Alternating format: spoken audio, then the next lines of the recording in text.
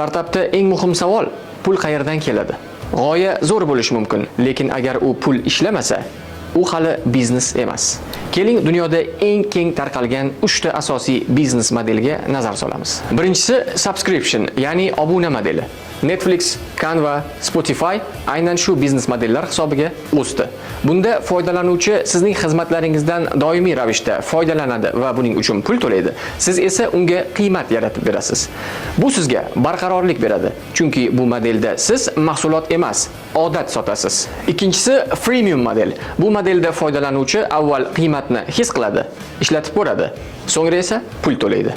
Notion, Dropbox bu modeldan samarali foydalangan. Bunda sir oddiy: avval ishonch yarating, keyin qiymatni kengaytiring. Va nihoyat uchinchisi commission yoki komission model.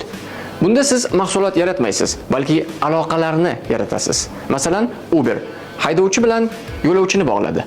Upwork freelancerlar bilan mijozlarni bog'ladi. Bunda asosiy 3 jihat: qulaylik, muvozanat va ishonch. Demak, startapning kuchi nafaqat g'oya yoki mahsulotda, balki uni harakatga keltiradigan to'g'ri modelda. Shunday tizim yaratingki, siz uxlayotganda ham qiymat ulashsin. Mana shu haqiqiy biznes model.